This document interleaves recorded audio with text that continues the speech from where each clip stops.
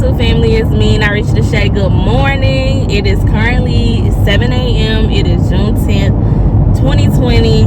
And today I have something very special to share with you guys. As you can tell by the title, I have a new job. No, I did not switch from labor and delivery. I'm still a labor and delivery nurse, but you guys know that I'm PRN there. So a lot of different circumstances actually made me reach out and find another job, but it's also a different specialty. So I wanted to share that with you guys, and I'm actually on my way to work right now.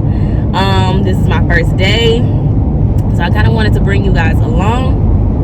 In this video, I want to talk to you guys about what the nursing specialty is, how I came upon this job, what I expect this job to be like, and how I am going to incorporate it into my daily schedule. So if you guys are interested, please stay tuned.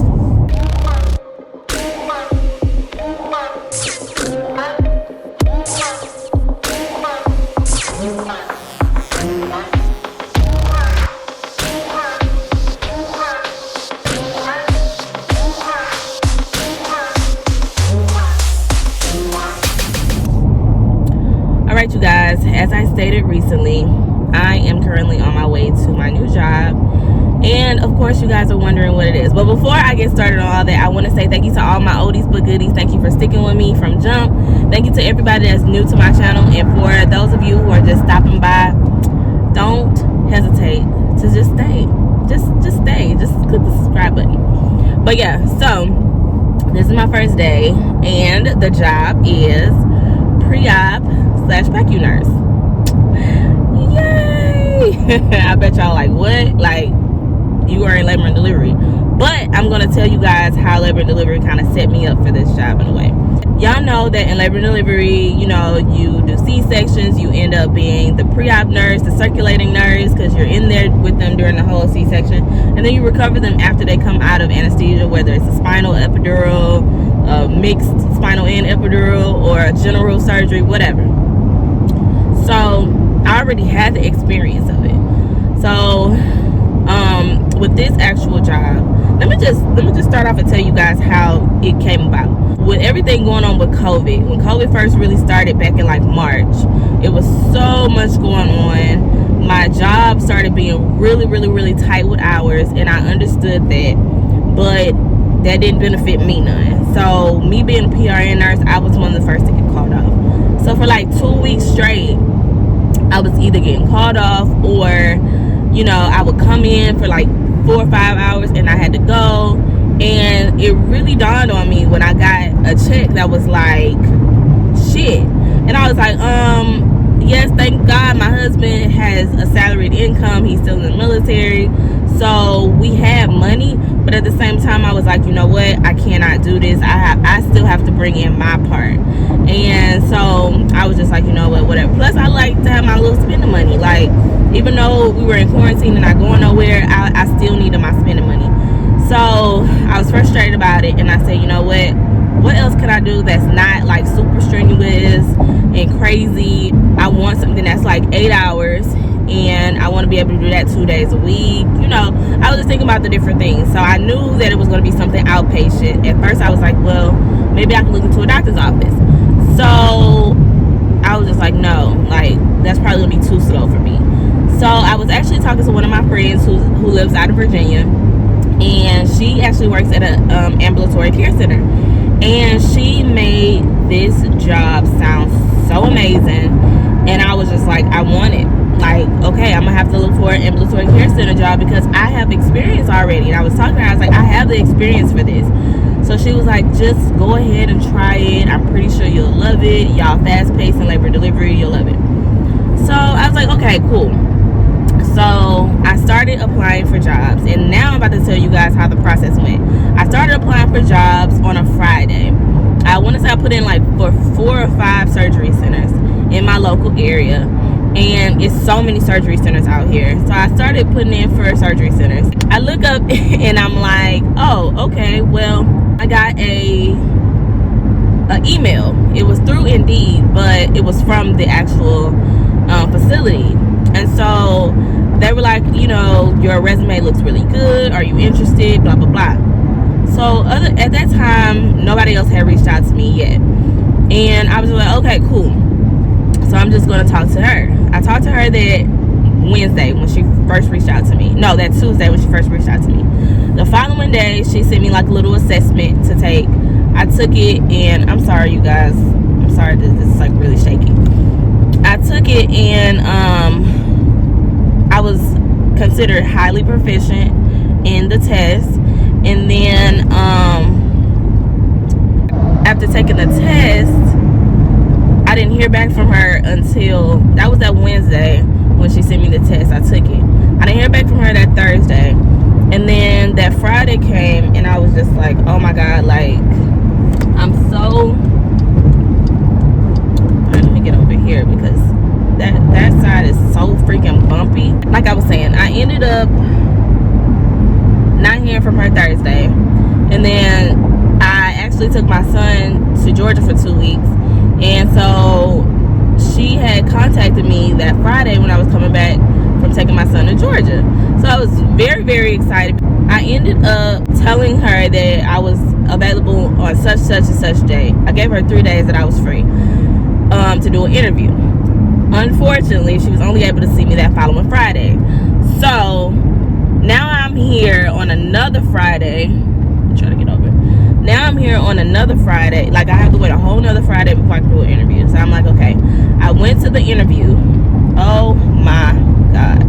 Alright, sorry you guys. I had to wait till it was a little bit easier to drive. It was so bumpy on these other streets. It's like Florida never stops having construction. Now look, same thing. But anyway, sorry you guys. So yeah, I had to wait for a whole nother week for her to finally interview me. I went into the interview. We actually sat down. She told me about everything that she expected me to do in the PACU and pre-op setting. And then it was like she gave me, it was like she literally said, you know what, you have the job, so I'm just going to tell you what the job description is. And so she was like, do you have anything that you feel that you want to add, or do you want to tell us anything? And I was like, no, not really. I mean, I feel like people have the misconception about labor and delivery nurses when it comes to surgery, and I just want to say that I absolutely know how to do every single thing there is to pre-op and PACU, and I love pre-op, I love PACU, I actually love circulating, but you know, that wasn't the job that I wanted to do right away. I wanted to do pre-op and PACU. And she was like, she kind of just stopped me in mid-sentence. She was like, no, we know exactly what labor and delivery nurses do, because we have a lot of you actually on the floor. And I was like, oh, really? You know, so then it made me have another connection, because now I have people that understands my background too now. I haven't met any of the ladies except for 2 of the floor nurses, well, 2, the charge nurse and the one that interviewed me and actually reached out to me. But they have been working on the floor because it's been so crazy. So I was just like, look, I need to work, and if y'all are going to allow me to work, then I'm here. I'm here whenever y'all need me, when I'm not in my other job. So lo and behold, they were basically like, hey, take this drug screen, go over to LabCorp and get your drug screening done, and then we're gonna run your background check the next Tuesday. So I was like, okay, cool.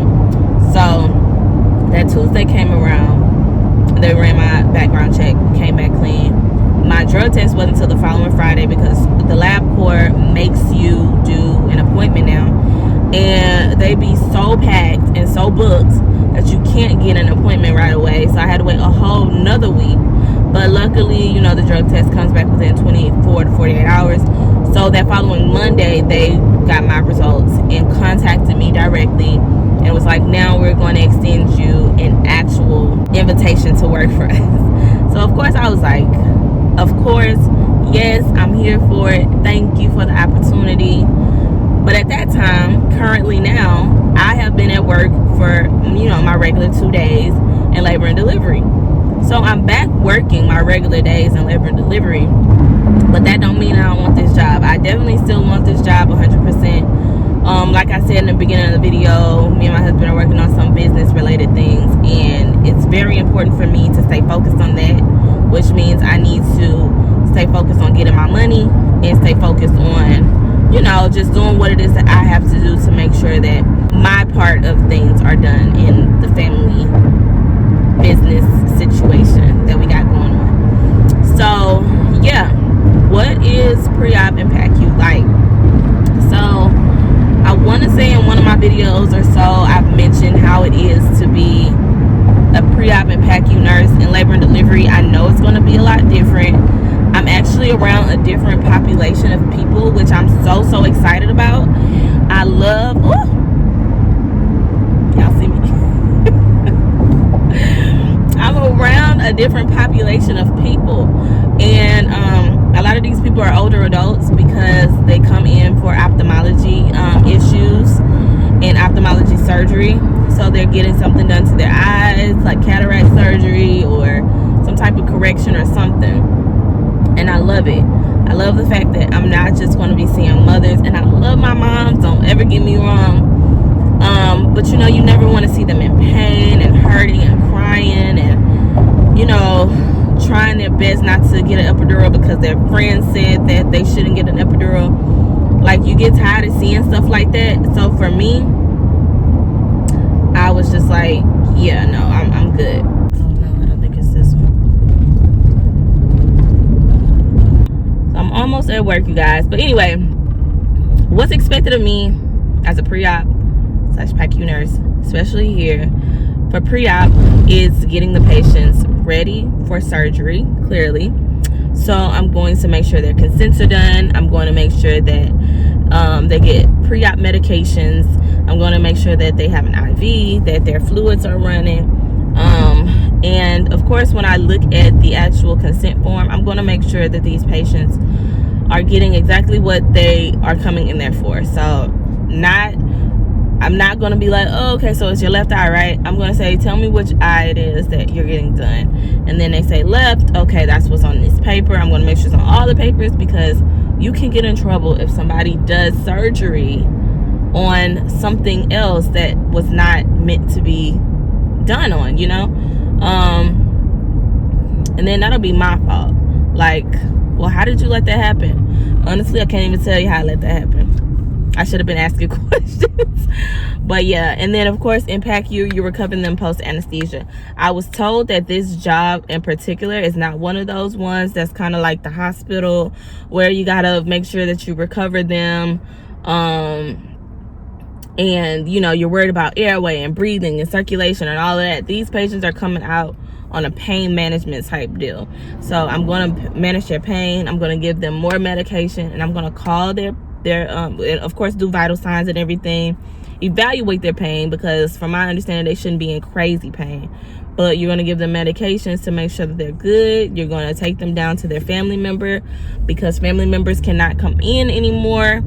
And then when you take them down to their family members, you're going to make sure that they're okay. And yeah, that's how that works. That's how that one plays out. I'm actually pulling up right now. I'm supposed to be there at 7:30. It's actually 7:18. So I am going to go in early because I don't have my badge or anything yet. And I want to make sure that I get everything that I need. My plan today is to bring you along with me as much as I can. Not inside, clearly, but you know, probably talk to you guys at lunch and let you guys know how I'm feeling about everything. And then probably talk to you guys again at the end of the day and let you guys know how I'm feeling about everything. So yeah, with that being said, I hope you guys stay tuned to the rest of this video. I will be back. So currently using the bathroom, but good day. See you at the end of the day. All right, you guys, so I'm walking down to my car. I'm in the elevator. It's time to go. But I will say it was an amazing day. Hold on. All right, you guys, I am very oily right now, so I do apologize. I'm always oily after a long day, and I don't have nothing to clean myself off with right now. So I just wanted to come back on as promised. I was going to go ahead and drive home and talk to you guys, but in the first part of the video it was very shaky and everything, and I kind of just wanted to listen to music on the ride home anyway. It's currently 2:02, so I walked out at 2 p.m. came in at 7:30. I'm gonna give you a quick little rundown. like I said, when I was in the elevator, I loved it. Compared to labor and delivery, of course, labor and delivery, you use a lot more critical thinking skills. And you know, it's not really routine. The only real routine is kind of like when it's not an emergency, it's kind of just getting the patient settled in. Like, let's just say it's an induction, getting the patient settled in and getting them ready for you know, fluids, and just in case you start Pitocin, all the other stuff. So yes, there is a matter of like a routine, but here it's like routine. And like I said, this is a surgery center or ambulatory care center. It's outpatient surgery, so you really go off of, I can say, oh, I can work from 7 to 4 p.m. or 7 to 3:30 or whatever, and that's okay with them. But if our cases are not as lengthy and it doesn't last all day, then you know, your day is cut short, and that's perfectly fine. They, you know, a lot of people are full-time. They love that because they may have had a 5 p.m. end day on Monday, and then today you look up and have a day that is not as crazy, and you get to leave work at 2 p.m. or 1:30. So excuse me, hours actually end up adding up, because this place is actually open from like 6 a.m. to like 5 p.m. So a regular 9 to 5 or 8-hour shift nurse does not really work 8 hours a day. They may work a 12 here, a 8 here, a 5 here, a 6 here, whatever, and it ends up adding up to either 40 hours or more, because you know, full time, that means you work 5 days a week. So from my understanding, a lot of people had, you know, left to do COVID sites and testing sites and stuff like that, and they never came back because, you know, COVID was paying really good and everything. But me personally, I didn't want to do that because I have a 3-year-old son and a husband that both have respiratory issues. So I was like, you know what, I'm not doing that. But I did want a second job. So of course, like I said, I came here, and I love it, you guys. Like, it's fast paced, but it's a good fast pace. It's like, all right, well, you have all these other nurses that are, I also worked in pre-op today, so I could do pre-op and PACU, but I'm starting in pre-op for a little bit for the next couple of weeks is what I was told, and then I'll go over to PACU, and you know, wherever they need me, they'll put me on the schedule when I feel comfortable in both. But pre-op, I loved it. It's the routine. It's a lot of paperwork, a lot of paperwork, which I already expected, because you're trying to make sure that you're getting the right surgery, with the right limbs and what have you. If it's in the knees, is it both knees? If it's in the arm and the hand and the wrist, what side is it on? You know, what exactly are they doing? Are they doing an ablation, or are they, you know, is it a pain management type, or yeah. So then you have different paperwork for people that are going under general anesthesia, under like a twilight type of sedation. I love it. I love it all. The patient interaction, you don't get to build like a great rapport with your patients, but you have that time to discuss their medical history and, you know, ask them how they feel about their surgery and talk to them about everything and how they ended up where they ended up. This surgery center also does, you know, like plastics. So, you know, if you have a patient that is getting like breast augmentations or something like that, they'll discuss with you all kinds of stuff like, yeah, my kids messed me up, and it's so cute to me, and I really like it. So yeah, I'm very happy with my choice in picking this job. Of course, today is like one of those days where it was I lucked up and I chose today to work, but Friday may not be that great. So who knows, I may come back Friday and talk to you guys, or I may just come back at the end of the week and just do like a 1-week update or like a 2-week update and tell you guys how I feel about the charting process and everything. Also, they do a lot of paper charting. Everything is paper charting. People don't have time to get on computers and sit down and do all that typing, which I completely understand. You just pass the chart around, write what you need to write on it, and then, you know, it makes a lot of sense, being that it's a fast-paced surgery center. So I appreciate that. And then of course, you know, it's so different, and I think I'm gonna make a video on how I feel about each one, like the pros and cons of each one. But honestly, right now I don't have no cons on this job.